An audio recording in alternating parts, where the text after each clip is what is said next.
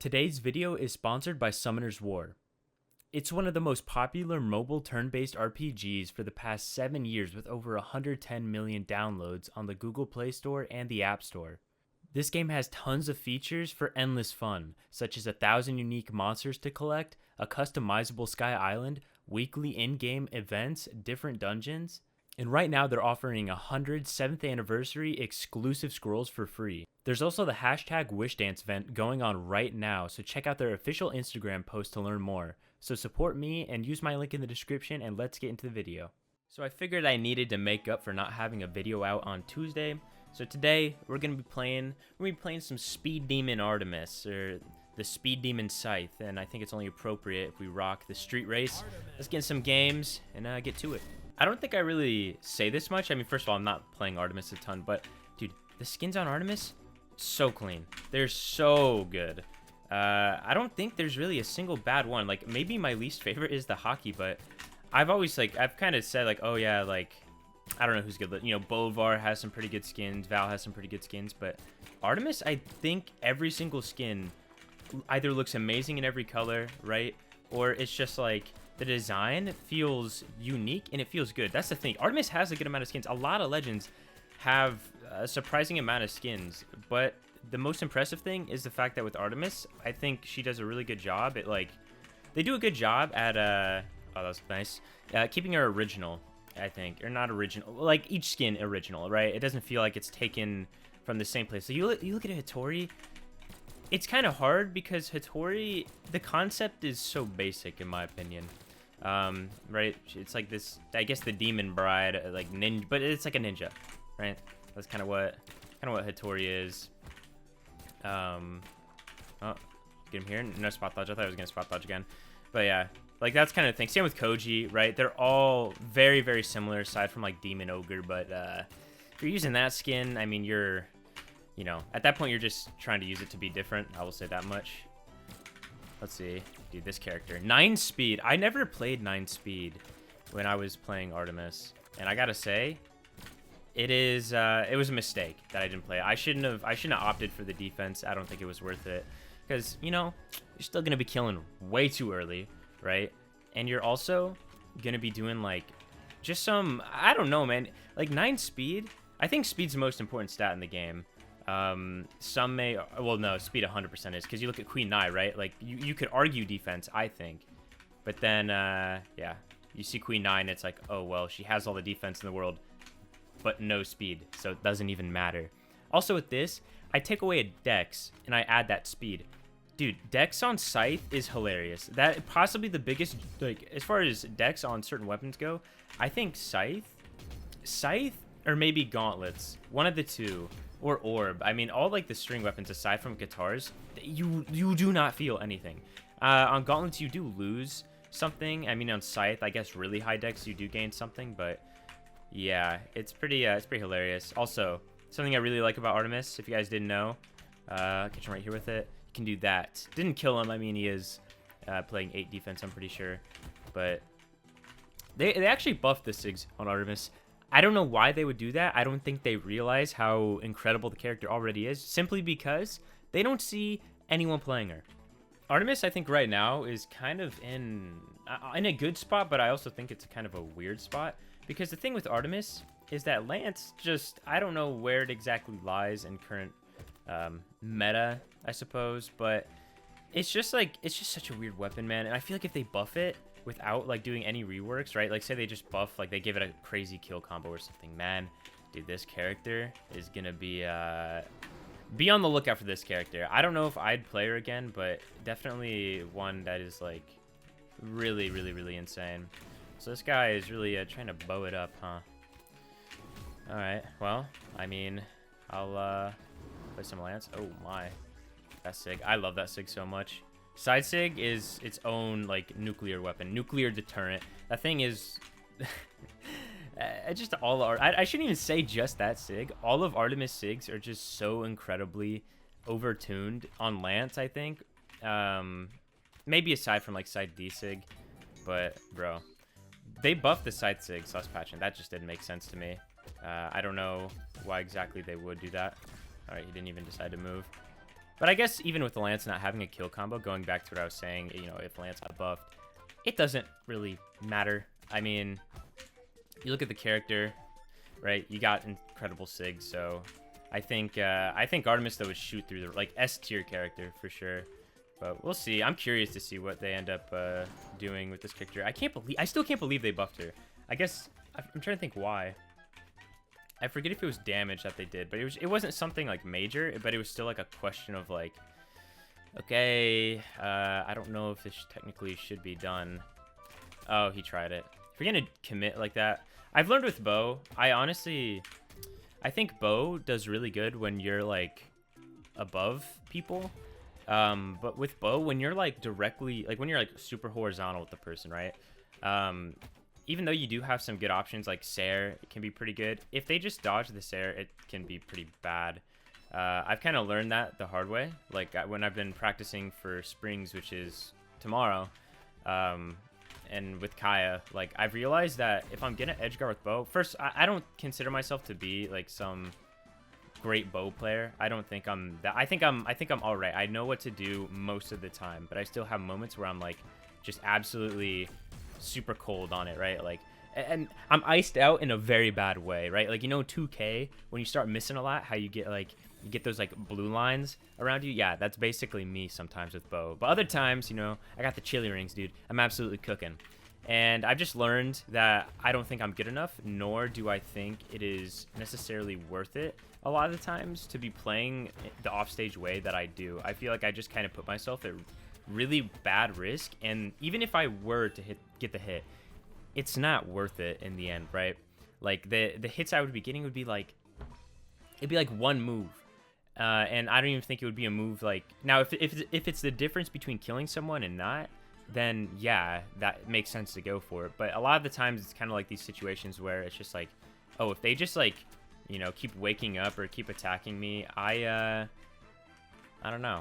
It's like it feels really useless. And I guess part of it's knowing limitations of myself. Like summarized, I'll say is TLDR. Know your limitations of yourself, but also understand your limitations of your weapon in some ways. I still think Bo's like great off stage. I just think you know, combination of the both. I don't think it's the best weapon off stage. But clearly I'm not the best bow player. So I gotta until I become better, I have to play around that for sure. Okay. All right. With that being said, you know, me talking about Bo, yeah, I am playing Kaya for twos for the most part. Maybe some Vow. It'll be interesting. I don't know. I'm excited for Springs. Me and Cody, you know what I can appreciate about Cody is that neither of us in ones nor twos, we don't like putting a we don't like saying like, oh yeah, we're gonna, you know, this is where we're gonna place, right? Or this is what we expect, because you absolutely never know, especially in an online tournament, right? I could wake up tomorrow feeling awful. You know, Cody could wake up tomorrow feeling awful. One of us could lag out in a horrible way, right? And just like lose the set because of that. We've seen it happen in other like regions, even probably North America too, where someone's just lagged out and then, you know, the game gets taken for that set. And it's kind of a big deal. I just hope no one's crashing tomorrow, because that was, dude, in Winters, that was absolutely my biggest pet peeve. When people would just crash, God, that was so bad. People would just randomly crash. Every single set that we had for twos, someone crashed. Even in, I'm pretty sure, even in like grand finals, I think someone crashed, and it was really bad, man. I hope they like upgrade the engine to Brawlhalla. They fix that soon, because I think at this point it's a problem with like Brawlhalla just has so many animated okay, that was weird.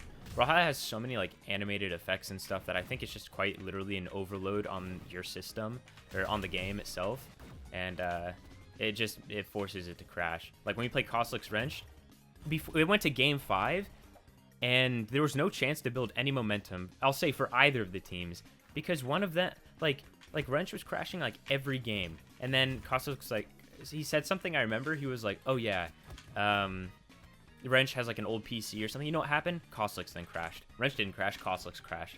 So it was just like, really, dude, even though I genuinely understand, and I know it wasn't on purpose, I absolutely know that, when you're in the moment and you're trying to like you know, stay in winners. You're trying to win the tournament, and you have these crashes happening. It's like, it hurts your brain, and it also, like, you know, you're a little on edge because, like, dude, come on.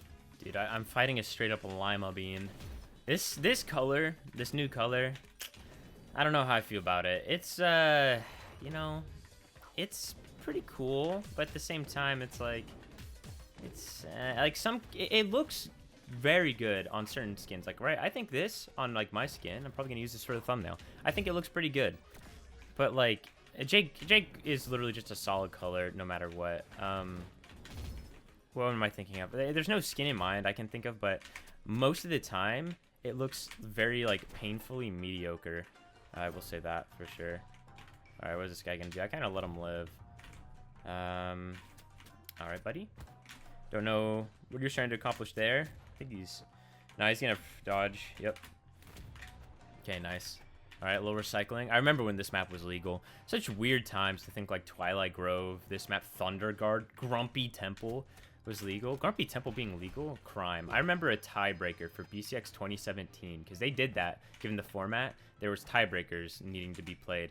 It was like a one-stock tiebreaker. You know what happened? Someone chose Grumpy Temple as a place to do a 2v2 tiebreaker, and I will never get over that. Yeah, it was mind-blowing that they, like, bothered doing that.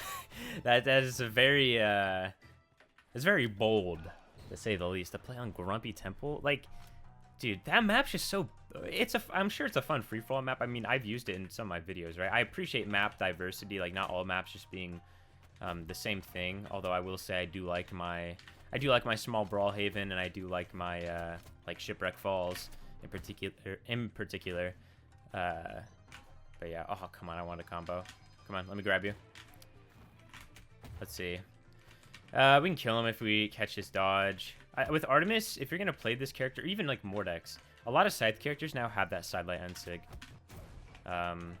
Now, to be fair, Artemis has like been guaranteed a long time. I think Mordex probably has like it better at this point. Artemis, you can hit it at any point if they have no dodge. Mordex, I think you have to be a little close, but the thing is, if you go for it and they have dodge, then I think you might be able to you're probably going to be able to catch like an up dodge or something, right? I don't know. Like, Artemis is just so fast. Mordex, it's pretty fast, but I don't know.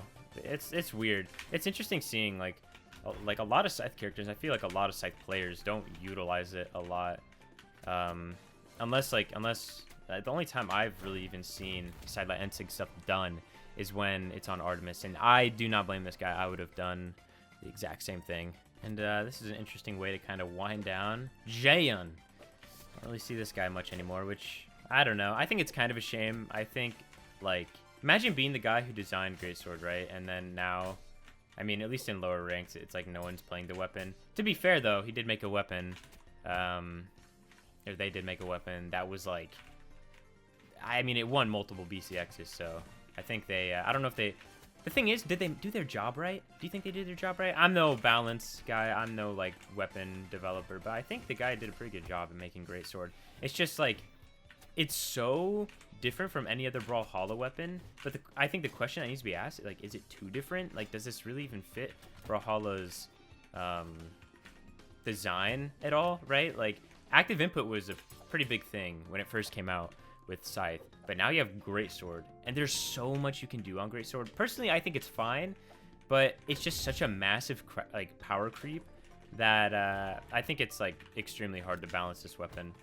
And I think next patch, I wouldn't be surprised if we saw like some sort of Greatsword buff. I really wouldn't. But at the same time, I feel like maybe the devs are a little scared of buffing Greatsword again for fear of what may happen, because some people think it's really good, right? I'm sure you've heard some opinions on Greatsword. Some people think it's still like pretty good. I think it is. It's just, man, it takes a lot to be like successful with the weapon. All right, this guy's dead. Doesn't really matter. I lost my stock there. I think on Scythe, it's important to like extend in certain situations. Right there, it didn't really do me anything. I mean, I guess I might have like forced his dodge, but yeah. All right, blast him. Yep. Orb him. Another orb. Dude, that move, I think, is criminally underrated. The orb. I remember when, like, I think you could do Nair, reverse Nair into the Ensig True. Man, what times. I didn't play Artemis then, but okay, I think we're going to call it there. Yeah, I don't really have much else to say. I mean, Artemis is such a fun legend. I really like the design they went with this character. I don't think I'll ever get bored of, like, just, you know, popping in playing some Artemis every once in a while. But yeah, the 9 speed, probably the only stance you should be running unless, you know, you're a coward like me and would run defense. Or used to be. Not anymore, dude. I'd go speed all the way. But that's just me. Hope you guys enjoyed. I'll see you in the next one. Peace, everyone.